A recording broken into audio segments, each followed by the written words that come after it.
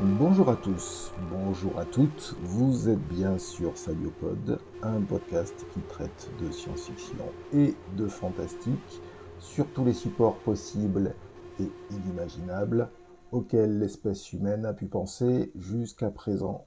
Aujourd'hui, on va parler bouquins, on va parler du 6e tome de Dune, La Maison des Mers en français, Chapter House en anglais. Alors, avant de rentrer dans le vif du sujet, je vais faire un petit récap des personnages.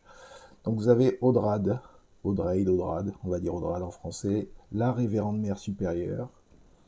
Vous avez deux prisonniers qui sont plus ou moins prisonniers. Vous avez Murbella, l'honoré matriarche, et Duncan, qui sont en fait prisonniers dans un non-vaisseau. On reviendra sur cet aspect-là. Vous avez Cital, qui est le grand maître Tlélaxu, qui lui aussi est prisonnier dans le non-vaisseau. Nous avons un Gola clone, un jeune de Milesteg, qui est le Bachar, le vieux Bachar Milesteg, qui a évité une défaite complète au Bene Gesserit en faisant en sorte que sa fille et les éléments qu'il cherchait à sauver puissent partir d'Arrakis. Hélas, cela a dû être fait avec le sacrifice de sa vie, comme l'ont fait certains de ses prédécesseurs sur la planète Dune. Donc voilà, globalement, enfin, il n'y a pas beaucoup de... Enfin, on a l'honoré matriarche principal, en effet, la grande honorée matriarche. On a une de ses acolytes, de ses conseillères, enfin collaboratrice et en même temps compétiteur pour la place de grand honoré matriarche. Donc à prendre avec des pincettes. Je crois qu'on a aussi une autre Bene Gesserit qui est une archiviste. En fait, vous avez un groupe de trois, puisque vous avez Audrade qui est la révérende mère supérieure, et vous avez en effet trois autres mères supérieures, trois autres révérendes mères, pardon, qui en fait sont le conseil privé d'Audrade, le conseil très personnel qu'elle peut avoir dès lors qu'elle a des décisions importantes à prendre. Donc c'était important de noter ces personnages. Je dois avouer que c'est un bouquin qui est assez étrange. C'est un bouquin que j'ai apprécié sur un certain nombre de points, donc sur lesquels je vais m'étaler un peu plus. Mais c'est aussi un bouquin, comment dire, qui n'est pas nécessairement le meilleur. Et je vais en arriver au point essentiel assez rapidement. Enfin, vous dire en quoi et pourquoi ce n'est pas nécessairement le meilleur. Mais c'est un des aspects du bouquin, c'est pas le seul, et je tenais aussi à l'indiquer. Donc pour rappel, le Bene Gesserit a mis en place une forme de confédération de planètes qui est relativement souple, donc dans lequel elles exercent le pouvoir, elles dirigent, mais sans trop de contraintes. Il faut rappeler que, donc à ce stade, dans la Maison des Mers, Arrakis a été totalement détruite par les honorés matriarches. Le vieux Bachar Maesteg, comme je l'ai dit précédemment également, est passé par pertes et profits. Au profit du Bene Gesserit, il faut aussi bien l'indiquer, ce sacrifice est fait pour ça. Et donc la surface de Arrakis est littéralement vitrifiée. Pourquoi? Parce que les honorés matriarches ont essayé d'éradiquer d'une certaine manière l'avantage concurrentiel que les Bene Gesserit pouvaient avoir sur elles, c'est-à-dire les vers des sables qui créent de l'épice. L'épice est une substance que les Bene Gesserit utilisent de manière régulière, et donc en détruisant Arrakis, c'est la forme naturelle en tout cas de l'épice qui disparaît. Sauf bien sûr que les Bene Gesserit ont été malignes, c'est-à-dire que le non-vaisseau qui est arrivé à sortir avant la destruction, à partir avant la destruction, il contient un ver des sables. Donc elles sont arrivées, les Bene Gesserit sont arrivés à sauver ce ver des sables, malgré le fait que la planète entière de Arrakis ait été totalement démolie. Donc c'est ça, alors le problème que j'ai avec les honorés matriarches, c'est qu'elles ont décidé de détruire tout sur leur passage, toutes les planètes si nécessaire, du moment que les Bene Gesserit s'y trouvent. Et dans ce sens-là, bien sûr, elles représentent un pouvoir tyrannique, absolu, qui ne supporte aucune compétition. Donc, dans ce sens, elles sont évidemment très dangereuses, Mais elles sont, comment dire, elles sont aussi dans la caricature. Et c'est bien le problème que j'ai, c'est-à-dire qu'on a le vilain de l'histoire. Donc là, ce sont un groupe de vilaines qui, en fait, passent leur temps à détruire toutes les planètes sur lesquelles les Bene Gesserit pouvaient se trouver. Donc forcément, c'est tellement énorme que cela en devient difficile à croire. Et pour ne rien y cacher, pour ne rien vous cacher, pardon, j'avais beaucoup de mal à me sentir investi quand ces supposées planètes, enfin en tout cas maintenant, à l'époque quand je l'ai lu gamin, enfin adolescent, ça passait plus ou moins comme une lettre à la poste, je me suis pas trop posé de questions, mais là je me suis réécouté les audiobooks, donc les deux, trois derniers, et là j'avoue que le dernier, le côté je suis une méchante et je marche au pas et j'écrabouille toutes les planètes sur mon passage parce que les Bene Gesserit ont mis le pied dessus. Ouais, j'ai trouvé ça quand même relativement moyen. Ça n'a vraiment pas beaucoup de... On se demande pourquoi, comment. Les opérations commando, elles existent, ça n'existe pas. Les opérations spéciales, excusez-moi le terme, s'il choque quelqu'un, c'est fait pour. Donc, on est clairement dans une réaction disproportionnée, hein, une forme d'opération spéciale disproportionnée, eu égard à la présence des Bene Gesserit sur chaque planète. Comme je ne l'ai pas encore indiqué, ça n'a absolument pas de sens de détruire une planète entière pour une congrégation euh, de Bene Gesserit d'environ 10 000 individus.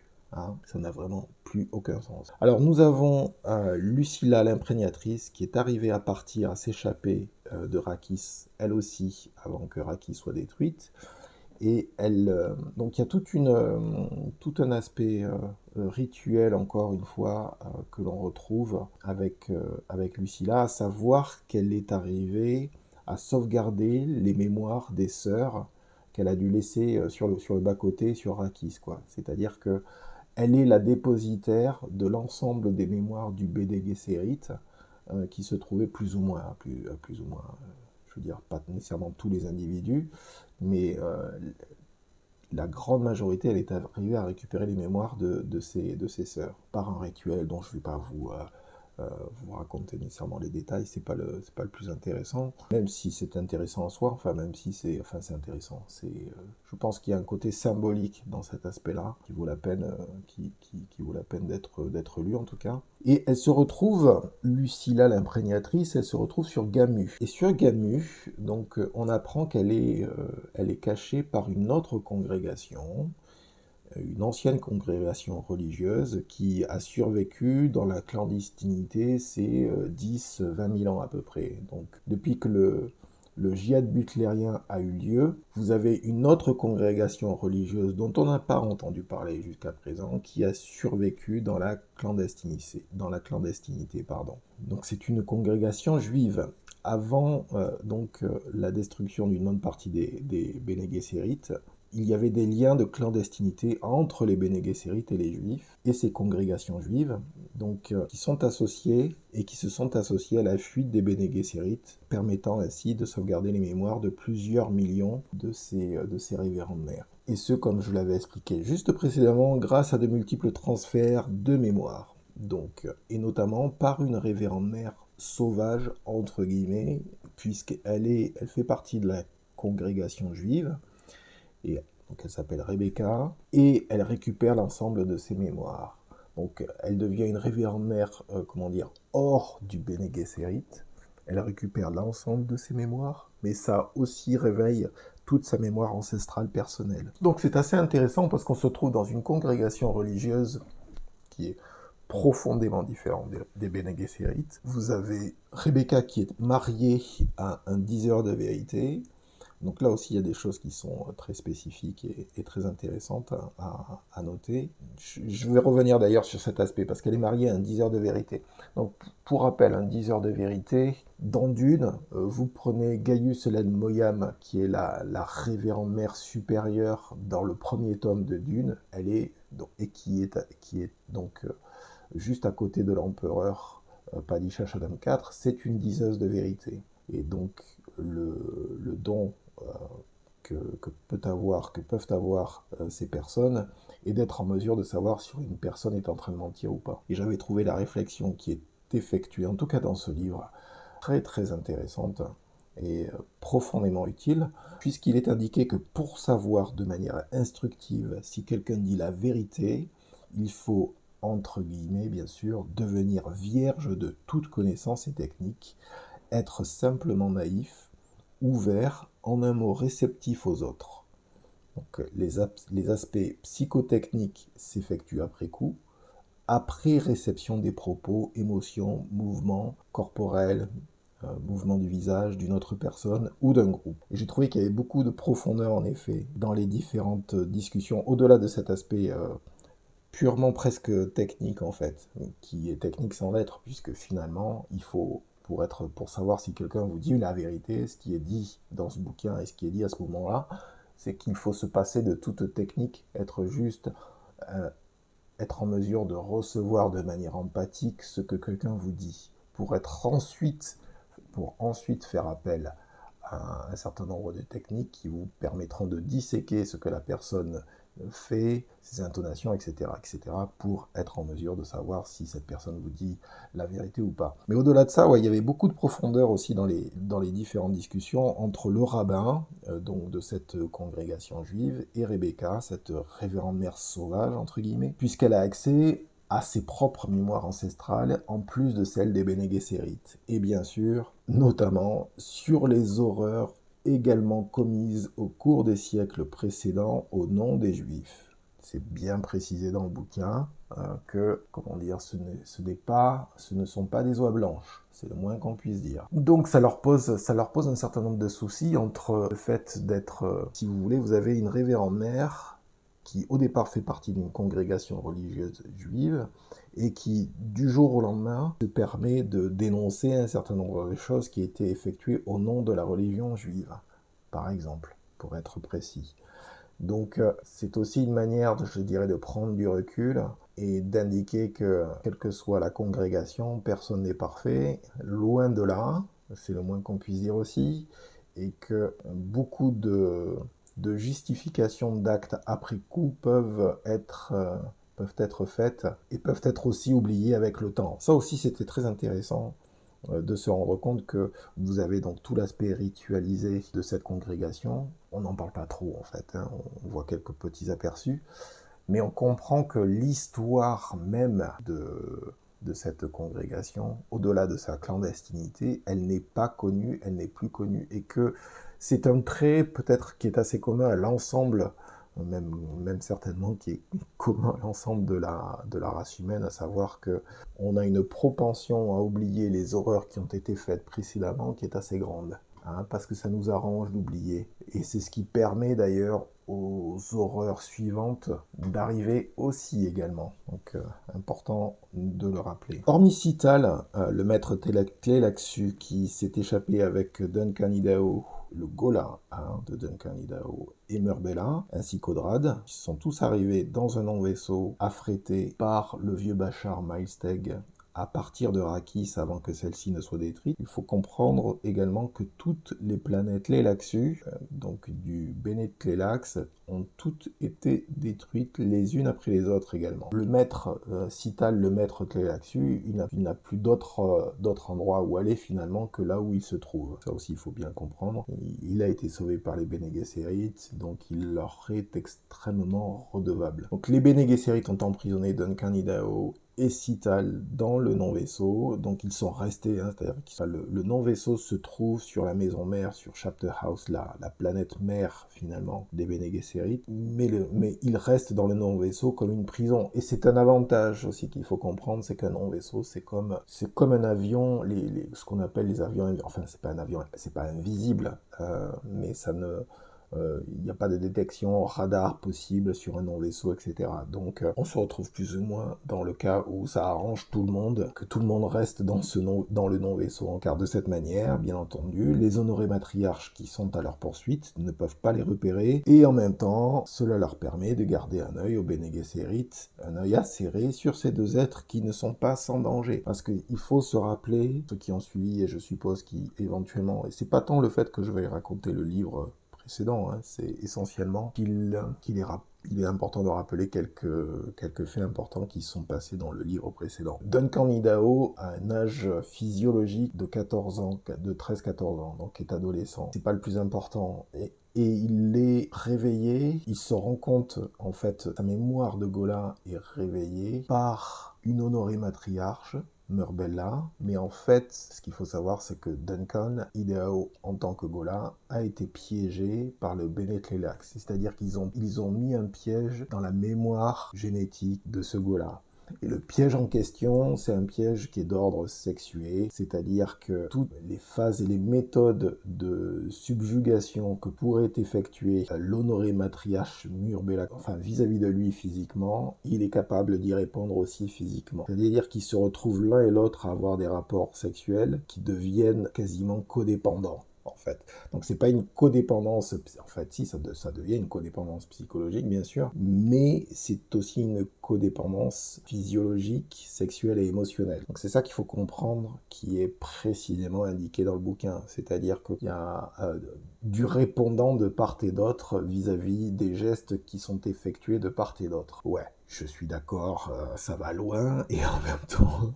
Ça n'a pas beaucoup de sens, si ce n'est dans la notion de contrôle individuel d'une personne en particulier. Mais ce qui est indiqué dans le livre précédent, dans Les Hérétiques de Dune, c'est que cette capacité que Duncan peut avoir de répondre aux honorés matriarches avec leurs propres armes est considérée comme éminemment dangereux par l'ensemble des honorés matriarches, et qu'elles ne peuvent pas le laisser vivre à cause de ça. Et comme on a vu que c'était des furies et qu'elles bousillaient tout sur leur passage, elles vont tout faire pour le trouver. Voilà. Je veux dire, les incohérences, c'est pareil, sont de plusieurs ordres. Si on réfléchit bien, il n'y a pas besoin de trop... C'est ça la différence avec le premier bouquin de Dune, par exemple, où tout est tout est très carré, on sent les recherches qui ont été effectuées derrière sur les termes Fremen.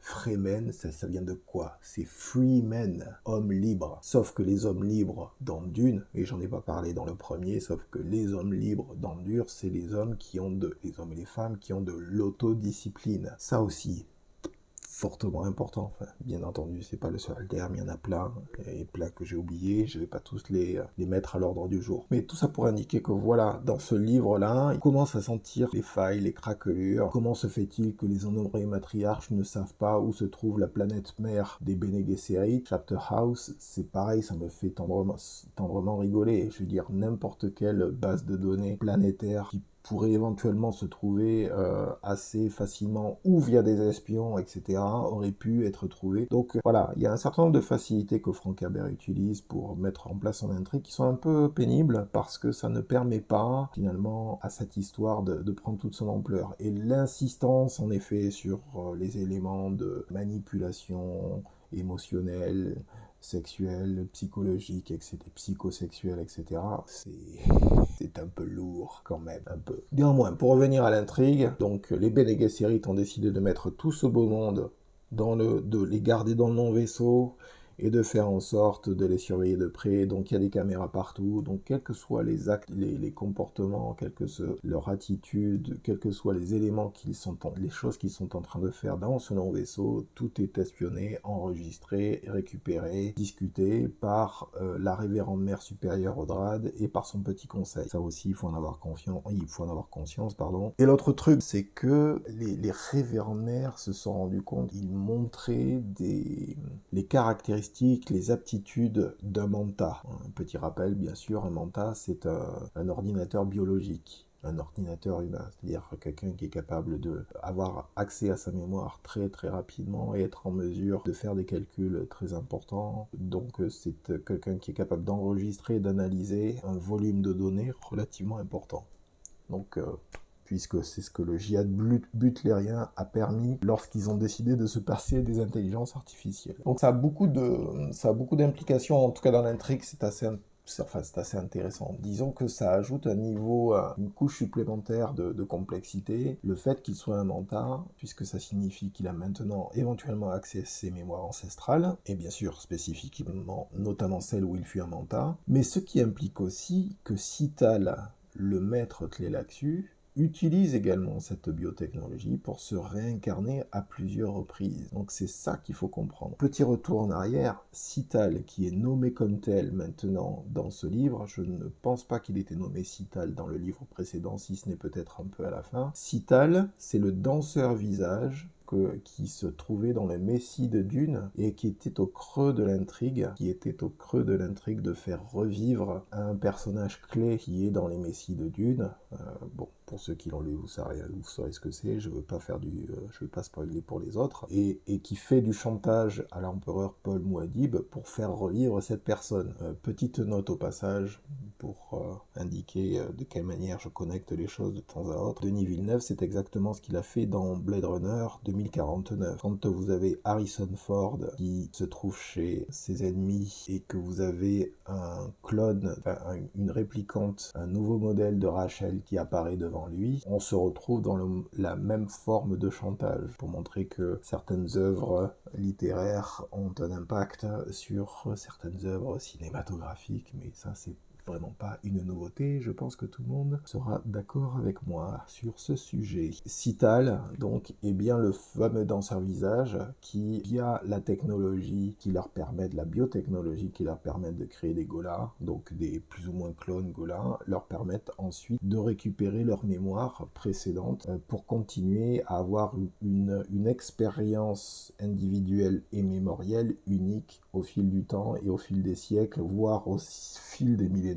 pour Cital, parce qu'il doit avoir au moins 10 000 ans le petit maître clé là-dessus, là. Donc on commence quand même à faire un petit peu beaucoup. Sacrée espérance de vie en tout cas, hein, c'est moins qu'on puisse dire en effet. Alors ce qui est bien aussi dans ce livre, par rapport aux autres, je suis curieux de voir ce que va donner d'ailleurs la série sur Sisterhood of Dune, les sœurs du Bene Gesserit, qui est une série qui va sortir à l'automne là, donc forcément je vais jeter un œil dessus de manière assez pointue, puisque en tout cas, je pense que l'ensemble de la hiérarchie Bene Gesserit nous est donné dans ce 6e livre, où on apprend les différents membres en fait de cette hiérarchie. Donc à savoir le premier jalon, ce sont les acolytes, on en a déjà entendu parler à plusieurs reprises, mais ensuite vous avez les adeptes, donc qui signifie qu'elles sont bien plus formées. 3e échelon de la hiérarchie sont les révérendes mères, bien entendu, donc qui ont passé le rituel de l'eau distillée d'épices, qui leur permet de savoir si elles sont capables de devenir révérendes mères ou si elles vont mourir pendant le rituel en question, puisque c'est une possibilité. Mais après les révérendes mères, vous avez donc les diseuses de vérité, dont j'ai parlé précédemment, et vous avez ensuite les imprégnatrices. Donc dans ce bouquin,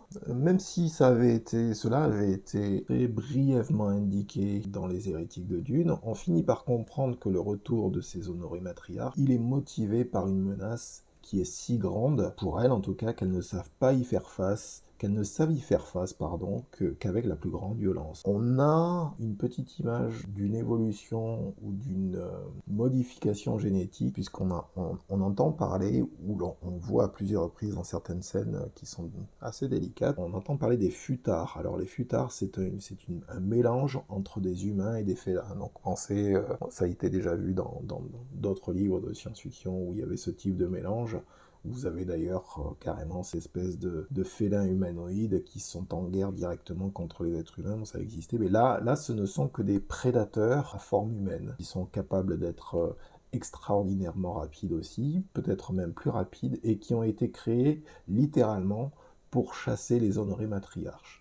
Et les honorés matriarches sont arrivés à en apprivoiser un certain nombre et à les garder auprès d'elles. Donc ce ne sont que finalement de simples chasseurs-prédateurs, pas les commanditaires de l'évolution génétique en question, il faut le savoir aussi également. Ce ne sont pas les commanditaires également de la curée, en effet, contre les honorés matriarches. Et il y a quelque chose qui ressort en effet de cette évolution, modification génétique, parce que c'est un petit exemple, on le visualise très bien pour la simple et bonne raison que, avoir un mélange donc un faciès de félin avec sur un corps humanoïde, je veux dire, ça ne choque personne, on a dû le voir dans des tas de dessins animés, etc. Mais ce qui est intéressant, c'est que d'un point de vue plutôt intellectuel par rapport à l'univers de ce livre, c'est que pendant la dispersion, la diaspora, donc que l'empereur Dieu a permis, il y a des évolutions, manipulations génétiques qui ont persisté. Et ce que laisse entrevoir Frank Herbert, c'est que les êtres humains, entre guillemets, qui représentent cette diaspora, cette dispersion, correspondent, c'est-à-dire le stade ultime de ces êtres humains, les évolutions génétiques ultimes de ces êtres humains correspondent à une fusion qui est plus ou moins homogène de toutes les manipulations génétiques ayant eu lieu dans l'univers de Dune depuis 20 000 ans environ, enfin 10 000 ans, 20 000 ans environ. C'est-à-dire que quand on commence à lire Dune, on apprend que vous avez des Mantas, que vous avez les Dr. Suk, que vous avez les Danseurs Visage, que vous avez le Bene Tleilax, que vous avez les Bene Gesserit, que vous avez les Navigateurs, etc., etc., etc. Puis plus tard, on apprend, donc pendant l'Empereur, que vous avez les Truitesses, mais qui en fait ne sont pas modifiées génétiquement, qui sont juste des guerrières religieuses attitrées pour l'Empereur Dieu. Mais là, pour le coup, ce qu'explique Frank Herbert, c'est que l'ensemble de ces catégories humaines qui se sont spécialisées dans certaines professions, soit de recherche en particulier, soit de capacité à faire un certain nombre de choses, de savoir-faire, etc., qui sont très spécifiques, sont très spécialisées, il y a eu une espèce de fusion qui s'est produite entre l'ensemble de ces modifications génétiques et à tel point d'ailleurs que ces êtres humains modifiés que l'on aperçoit de temps en temps dans l'ensemble du livre, il n'en dit pas trop parce que ce sont des personnes âgées, etc. etc. Donc il y a un jeu qui est fait entre le fait que ces personnes soient dans un jardin, qu'elles aient l'air très innocentes, etc. quand elles apparaissent, et en même temps le fait qu'elles soient, comment dire, dans une forme de surcapacité des choses qu'elles peuvent faire. Et je veux dire, elles peuvent apparaître dans l'esprit des gens, elles peuvent, enfin voilà, il y a un côté, on joue sur le fait que ces êtres sont tellement développés, donc on se rend compte qu'il y a une fusion de ces êtres, de cette humanité et de l'ensemble de ces catégories pour créer quelque chose de surhumain. Et c'est à un tel point d'ailleurs qu'ils n'ont plus grand chose d'humain au sens classique du terme. Et c'est pour ça qu'on ne fait que les apercevoir. Hein, c'est presque un écran de fumée, ça se passe presque dans la tête des gens, on a du mal à percevoir ce qu'ils sont parce qu'ils sont tellement différents de l'être humain classique, ça devient compliqué pour l'être humain classique de comprendre ce à quoi il a affaire. Mais ce qui est important d'indiquer, c'est qu'on se retrouve ici en face d'une forme d'évolution génétique naturelle, mais également volontaire de l'espèce humaine. Frank Herbert a toujours été précis sur ce sujet, l'évolution génétique est pour lui la clé avec un L et un C majuscule d'ailleurs, de la survie de l'espèce humaine. Aucune technologie externe à l'être humain ne saurait la remplacer et ne saurait être en mesure de sauver l'humanité dans les millénaires à venir. Alors c'est un point de vue qui le regarde, ce qui n'empêche pas de parler d'un certain nombre d'éléments technologiques et de gadgets ici et là, d'armements qui sont relativement efficaces, ce genre de choses. Mais au-delà de ça, que Frank Herbert fait passer systématiquement, et dans toute son œuvre en fait, c'est-à-dire des premiers, les Fremen, c'est précisément ça. C'est-à-dire ce sont des gens qui sont tellement adaptés à l'environnement dans lequel ils se trouvent, que malgré la dureté, la difficulté de l'environnement en question, ils sont en mesure de dépasser les performances des meilleurs guerriers que l'empereur peut leur envoyer. Bon, les stratégies et les tactiques aident, c'est certain. Quand vous avez des scènes dans le premier bouquin et qui sont racontées en fait par des Sardaukar, si ma mémoire est bonne, qui racontent que ce sont des enfants et des personnes âgées qui ont tué un certain nombre de guerriers Sardaukar. Et ils sont totalement choqués de savoir que ce sont les personnes qui sont supposées être pas valides dans un combat au corps à corps qui ont été capables de se battre contre eux. Donc ça montre aussi la férocité absolue, etc., etc., de ces êtres par rapport aux Sardaukar, qui pourtant ont un entraînement et une forme de sélection d'une cruauté absolue, quoi. Donc que l'on voit un petit peu, d'ailleurs, ces scènes dans les films aussi étaient très intéressantes concernant les Sardaukar. Ça montrait bien à quel point la sélection qui était faite pour eux est absolument atroce. Donc l'aparté étant fait, je reviens sur cette question d'évolution très rapidement, c'est que aucune forme en effet de technologie externe à l'être humain, à la génétique humaine, ne serait en mesure de la remplacer. C'est un point de vue, c'est un parti pris, on va dire philosophique, c'est un parti pris thématique. Il est intéressant de mettre en exergue, c'est de le mettre avec notre réalité, où c'est exactement, j'ai déjà parlé de ça de toute façon dans les autres concernant les autres bouquins, et notamment le premier, mais c'est important de le rappeler, c'est-à-dire que c'est pas les machines qui font les différences, C'est pas les gadgets auxquels on a accès qui font la différence. Ce qui fait la différence essentielle pour les êtres humains, c'est le réservoir et le capital génétique et l'expression de ce capital génétique. Pareil, il n'y a pas beaucoup... Il y a un autre auteur de science-fiction qui faisait ça, qui s'appelle James Blish, qui parlait en effet du fait de modifier les êtres humains pour qu'ils soient en mesure de s'adapter à d'autres niches écologiques ou d'être en mesure de supporter la niche écologique de la planète Terre si celle-ci était amenée à être modifiée. Je veux dire, à mettre en rapport en effet avec le changement du climatique qui a lieu, etc. Est-ce qu'un certain nombre de phénotypes vont, s'exprimer un peu plus si les températures continuent à augmenter éventuellement?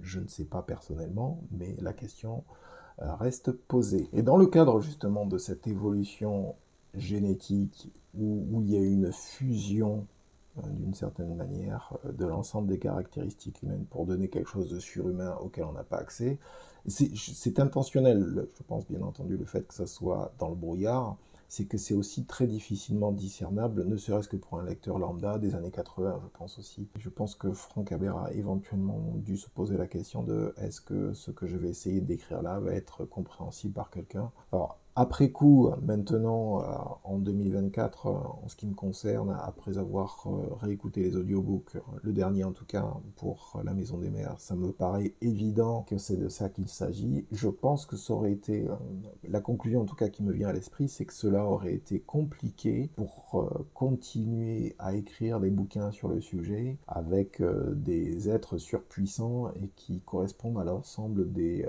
pouvoirs qui étaient divisés en différentes guildes dans le premier bouquin par exemple. À mon avis, cela aurait demandé, je pense que, enfin, s'il avait dû continuer la série, il n'était pas décédé entre temps, je pense qu'il serait allé vers quelque chose de totalement différent que dans cette voie-là, en tout cas. Néanmoins, ce qu'il faut comprendre, c'est que s'il y a évolution génétique, il y a aussi des voies génétiques sans issue. Et c'est aussi, puisqu'on sait très bien qu'il y a des ramifications dans les évolutions génétiques qui font qu'à un moment donné, une évolution s'arrête parce que la niche écologique dans laquelle l'évolution génétique avait lieu n'existe plus, soit l'espèce vivante qui a subi un certain nombre de révolutions génétiques entre guillemets n'est plus adaptée au climat et à la niche écologique dans laquelle elle se trouve. Et je pense que c'est de ça qu'il s'agit quand Frank Herbert traite des honorés matriarches. Elle représente dans ce cadre une dévolution génétique, un manque d'évolution, une forme humaine monomaniaque qui se comporte comme un parasite vis-à-vis du reste de l'humanité. Donc une forme d'expérience qui a mal tourné en quelque sorte. C'est peut-être aussi une manière d'indiquer que toute forme d'évolution génétique ne sera pas nécessairement optimale et que des ratés, des formes malignes d'évolution seront de la partie également. Et les futards, donc les fameux félins humanoïdes, chasseurs d'honorés matriarches, ne sont qu'un antidote provisoire contre ce qu'elles représentent, puisque comme je le disais précédemment, les commanditaires restant plus ou moins dans l'ombre, même si Frank Herbert se permet de les évoquer à plusieurs reprises. Ce qui signifie par contre, il y a une autre conclusion évidente, c'est que si on a ce qui est juste purement rationnel et logique, mais ce qui signifie que si les manipulations génétiques humaines devait avoir lieu réellement, okay, et dans un univers où les intelligences artificielles, comme on les développe à l'heure actuelle et comment elles vont continuer à se développer aussi, il ne faut pas l'oublier, sont inexistantes, ça signifie que ces manipulations génétiques humaines, en fait, elles pourraient, à l'avenir, qu'il y ait l'existence d'intelligence artificielle, ok, mais si on devait, c'est-à-dire le fait que d'être stagnant en matière génétique, ça serait pas une bonne idée. Donc ça signifierait qu'il y aurait des évolutions volontaires qui seraient effectuées et des opérations volontaires qui seraient effectuées sur le génome humain. C'est ça aussi qu'il faut, enfin, et c'est de toute façon ce qui est fait dans l'univers de Dune et l'univers de Frank Herbert dès le départ. Il y a une intervention qui est effectuée sur le génome humain dès le départ et qui permet sa diversification et son ultra spécialisation dans différents domaines. Et comme je l'ai indiqué au tout début de ce podcast, en retour, les honorées matriarches, ce sont des folles dingues, quoi. Donc elles font la chasse aux Bene Gesserit dans la galaxie, elles stérilisent planète après planète. Dans leur Search and Destroy méthodologie, c'est peut-être l'aspect le plus stupide du livre, stériliser des planètes entières lorsqu'on en a besoin de nouveaux territoires, parce que c'est ça aussi qu'il faut comprendre, c'est que les honorées matriarches sortent quand elles reviennent viennent sur les anciennes planètes de l'Imperium, c'est pour prendre des territoires. Donc à quoi ça sert d'aller détruire, stériliser des planètes entières? Ça, c'était complètement à côté de la plaque. Mais bon, encore une fois, bon, j'ai expliqué mes raisons et pourquoi et en quoi je trouvais que ça n'avait pas de sens. Mais c'est en effet le seul aspect du bouquin qui n'aurait correspond à qu'une logique et il faut quand même bien l'indiquer. À moins, bien sûr, que le message soit de dire que les honorés matriarches ont succombé à l'instinct d'autodestruction qui existe chez tout être vivant. C'est une possibilité, mais même ça, c'est un peu faible, je trouve. Donc, vous avez en tout cas, on va dire, une vue d'ensemble de ce qui se passe dans ce livre, et ce qu'il faut comprendre, donc, vous avez la mère supérieure Audrad, qui, dorénavant, donc, a les mémoires de Taraza, donc, la mère supérieure précédente, qui est décédée sur Gamu, qui est l'ancienne Jedi Prime, et qui fomente un plan pour s'en sortir, car les honorés matriarches détruisent leurs membres les uns après les autres, pourchassant, comme je le disais, les Bene Gesserit comme si leur vie en dépendait, ce qui n'est manifestement pas le cas. Et c'est encore une fois le véritable écueil important de ce bouquin. Pour Audrad, la vraie question, en fait, étant donné cette invasion destructrice, la vraie question est de savoir si cela sera suffisant. C'est-à-dire, en décidant de ressusciter, parce que, donc, Miles Teg a été ressuscité, elle a récupéré du matériel génétique de Miles Teg avant qu'il ne décède, donc ils sont arrivés à le cloner. Et là, on se retrouve dans la position inverse, où Duncan est un peu plus âgé et Miles Teg est tout jeune. En tant que Gola, Miles Teg a, pareil, entre 12-13 ans, quoi, quelque chose comme ça. Mais ne pas oublier que le vieux Bashar Miles Teg est un génie militaire. Et donc, en le ressuscitant, elle se donne une chance, une porte de sortie, dans la mesure d'ailleurs où Duncan sera la personne pour réveiller la mémoire de Miles Teg. Ce qui était d'autant plus intéressant là, c'est qu'on se retrouve avec des obstacles internes.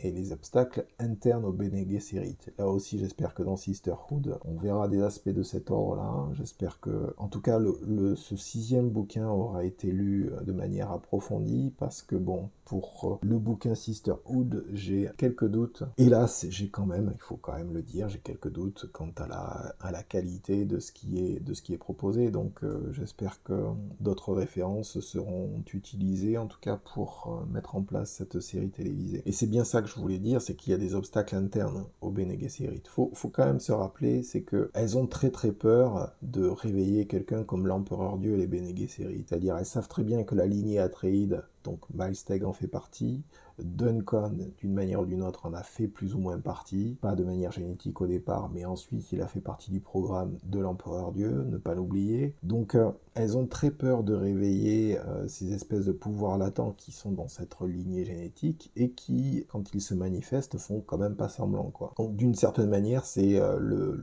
toujours ce fameux serpent qui se mord la queue, c'est-à-dire on a peur de s'empoisonner avec le remède que l'on essaye de mettre en place. D'autant plus que c'est le vieux Bashar Miles Teg, donc avant la destruction de Rakis, qui a éveillé la mémoire du jeune Gola, Duncan Idaho, tout en étant aussi une figure paternelle, en effet, ainsi qu'éducative, puisqu'il a entraîné Duncan Idaho lorsqu'il était gamin avant que sa mémoire ne lui revienne complètement. Néanmoins, la procédure va être différente cette fois-ci. Ce ne sera pas Duncan qui va réveiller la mémoire du jeune Gola Miles Teg, et effectivement, tout ça devient compliqué, en effet. Ce sera quelqu'un d'autre.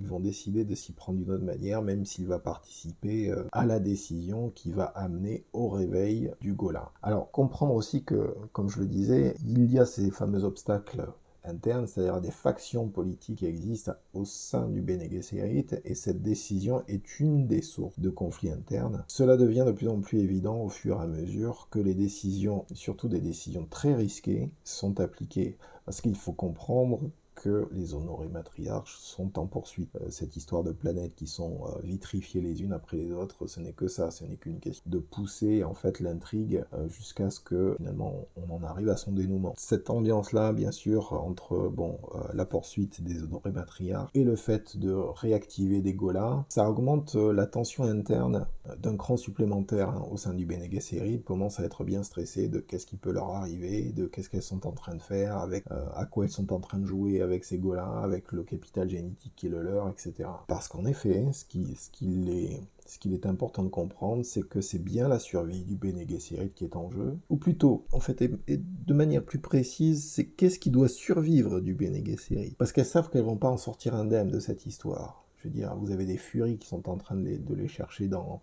l'espace et de détruire les planètes. Donc, elles savent très bien qu'elles ne vont pas sortir indemnes, qu'il va y avoir un certain nombre de décès importants. Donc, quels sont les éléments? C'est ce que Audrad, finalement, commence à se poser comme question. Quels sont les éléments auxquels le Bene Gesserit doit s'adapter? Sachant que, au sein du Bene Gesserit, l'autoritarisme est assez marqué à l'intérieur de ce groupe. Et que cet autoritarisme commence à poser de sérieux problèmes à certaines des sœurs. Donc notamment Chiana qu'on a vu dans les hérétiques de Dune, qui dansait devant un verre des sables et qui est arrivé à arrêter un verre des sables. Et ça pose aussi des problèmes à Murbella, qui est la jeune honorée matriarche, qui petit à petit, progressivement, devient Bene Gesserit pour ensuite être inclus dans l'ordre Bene Gesserit de manière complète. Ce sont les deux nouvelles. Et les deux nouvelles ont beaucoup de mal à supporter le voyeurisme, faut appeler un chat, et l'autoritarisme qui existe, parce que tout ce que font ces jeunes femmes, donc, est scruté à la loupe. Les Bene Gesserit se mêlent de tout. Elles veulent tout savoir, tout découvrir, et même et surtout lorsqu'il s'agit de l'intime. Être Bene Gesserit, c'est ne pas avoir de secret pour ses sœurs, et cela finit par en énerver quelques-unes. Cette dévotion totale au groupe, sans aucun jardin secret. Il y a d'ailleurs quelque chose d'assez intéressant d'un point de vue symbolique, cette notion de jardin secret, c'est-à-dire Audrad est la mère supérieure, ok, et elle fait subir cet autoritarisme dont elle est l'héritière finalement, parce que elle-même, elle a dû le subir à plusieurs reprises. Elle est donc l'héritière de cette manière de fonctionner au sein du Bene Gesserit. Mais le problème qui se pose pour elle, c'est que elle a besoin aussi d'une certaine liberté d'esprit. Et comme par hasard, quand on parle de jardin secret, elle a décidé de garder un jardin juste à côté de ses bureaux qui lui permet de se reposer.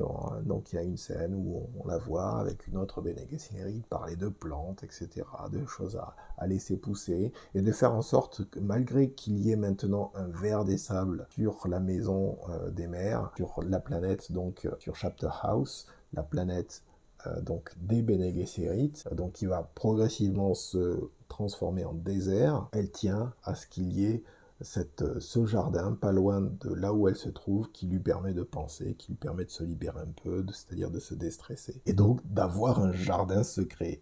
Et alors là, pour le coup, le jardin secret, il n'est pas juste dans la tête, il est clairement physique. Donc ça aussi, c'est assez intéressant. On est dans le fais ce que je dis, pas ce que je fais. Bien sûr, c'est quelqu'un qui l'a subi aussi, cet autoritarisme, et qui n'est pas nécessairement pour cet autoritarisme. Mais c'est pareil, il y a une espèce de friction qui s'effectue donc entre ces nouvelles personnes qui sont dans le Bene Gesserit, qui ont beaucoup de mal, comme je le disais précédemment en effet, mais il y a une certaine friction par rapport à ça.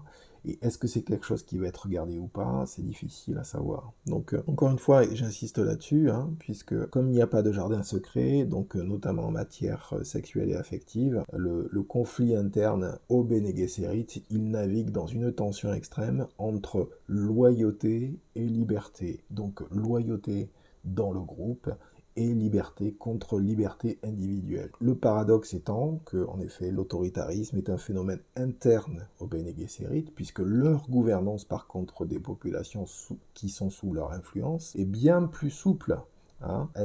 C'était plus ou moins une confédération, puisqu'il y en a qui ont été détruites, une confédération de planètes, donc, dans laquelle elle laisse les gens vivre la vie comme ils l'entendent, plus ou moins, avec leurs coutumes, leurs rituels, etc. Sauf cas extrême de crimes, etc. Mais sorti de ça, et sorti de le fait d'avoir des troupes, ici et là, sur les différentes planètes, elle laisse les gens vivre leur vie. Ce qu'il faut bien comprendre, c'est que l'autoritarisme en interne dans le Bene Gesserit, c'est en fait faire subir une discipline de fer, et sans aucune vie privée à l'ensemble des acolytes, adeptes, révérendes mères, etc., etc.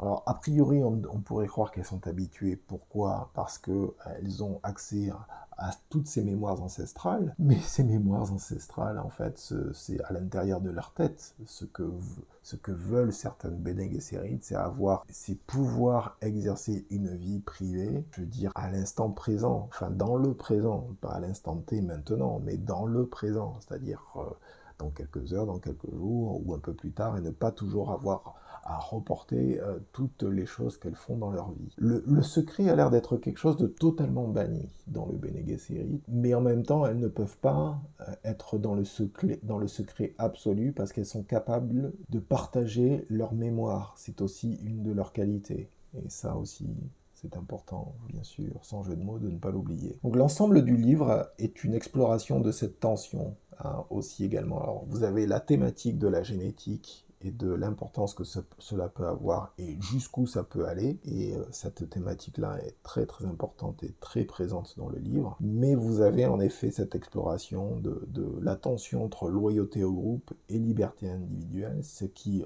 Enfin, il est évident, bien sûr, en tout cas quand j'ai eu le bouquin à l'époque, a fait surgir pour ma part cette réflexion à titre personnel. Où sont les limites à ne pas dépasser dans le rapport entre groupe et individu? Et on peut se rendre compte que cela va très loin et ce sont des considérations d'ordre concret par rapport à un gouvernement, par rapport à une entreprise pour laquelle vous travaillez, par rapport à une entreprise que vous mettez en place. Jusqu'où vont les limites? Qu'est-ce qui doit être de l'ordre du privé, qui est de l'ordre et de ce qui ne l'est pas? Quelle culture est mise en place, que ce soit dans un organisme privé ou public, etc.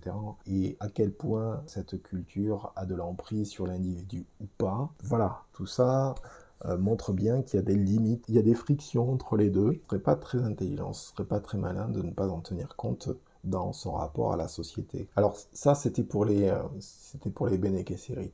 Et ce qui est d'autant plus rigolo d'ailleurs, quand on les compare, c'est que, enfin, quand on a fait un tour d'ensemble des Bene Gesserit et de comment elles fonctionnent avec leur discipline, etc., avec le côté on est cool avec les populations, on vous embête pas trop, faites ce que vous voulez, etc.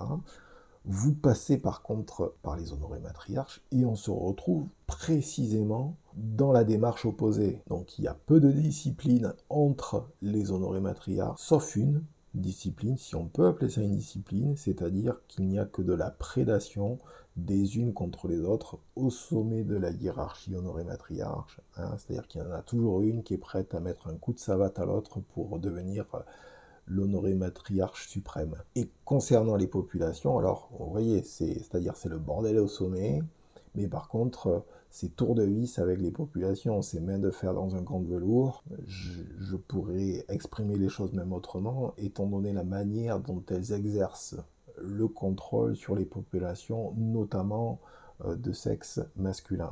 Pour revenir aux Bene Gesserit et à leurs problèmes d'autorité en interne, c'est bien aussi, et finalement c'est assez présent depuis le début du bouquin, hein, cette tension entre loyauté au groupe et liberté individuelle. C'est que c'est cette problématique qui a tendance à créer des rebelles et des gens qui vont se rebeller au sein du Bene Gesserit, dans un groupe de sœurs qui est parfois un peu trop homogène et où vous n'avez pas de voix dissidente. Donc pareil, on se retrouve sur les notions de serpent qui se mord la queue, mais en effet, si on se réfère au premier bouquin, si on revient vers le premier bouquin, Jessica est la première rebelle, en effet, du Bene Gesserit, en tout cas documentée telle qu'elle, puisque c'est elle qui décide de désobéir aux ordres de la mère supérieure, de la révérende mère supérieure, et qui décide de donner un fils à son époux, ou à son concubin plutôt, pardon. Donc c'est assez intéressant de voir que les thématiques qui existaient, qui étaient là, et qui étaient plutôt sous-jacentes finalement. Elles n'étaient pas nécessairement au premier plan dans le premier livre. On les retrouve à la fin, un peu plus explorées, avec finalement une espèce de boursouflure de ce que pourraient être les honorés matriarches si elles divergeaient totalement, et c'est d'ailleurs ce qui est le cas, puisque les honorés matriarches sont en partie formés de Bene Gesserit rebelles, de truitesses, d'accord, et de gens de X. Donc on sait pertinemment en fait que certaines sont parties et ont voulu partir parce qu'elles pouvaient plus supporter le Bene Gesserit tel qu'il était. Donc ça aussi c'est intéressant de voir que ces notions, c'est pas nécessairement de la traîtrise, c'est du ras-le-bol du groupe, en fait, et de l'homogénéité qui est un peu trop grande du groupe fait que vous avez des électrons libres qui en sortent. Alors après, qui vont éventuellement dans d'autres groupes, mais c'était assez intéressant de voir que cette thématique-là avait pas mal d'importance et que la mère supérieure, Audrade, qui se trouve tout en haut, est aussi une rebelle et que finalement, enfin, sans rentrer dans les détails, parce que je vous laisserai le plaisir, bien sûr, de lire ce livre si ce n'est pas encore fait, c'est que comme elle est rebelle, elle va laisser la main aussi, enfin, laisser pas la main, mais en tout cas, elle va passer le bâton à d'autres rebelles qui ont besoin aussi d'exprimer des choses et elle est un peu trop âgée, elle est juste là pour sauver l'ordre Bene Gesserit ou ce qu'elle peut en sauver. Et effectivement, d'autres personnes vont prendre le bâton en question. Donc je ne vais pas trop insister sur la fin parce que finalement j'en ai parlé d'une certaine manière en disant que vous avez des êtres qui sont des clés là-dessus a priori, mais pas que, c'est-à-dire qui sont des gens qui ont accès en fait à des ressources génétiques, comme je le disais, bien plus importantes que celles qui sont encore dans l'Empire, et ce à titre individuel. Donc je ne vais pas trop insister là-dessus, ça sert à rien.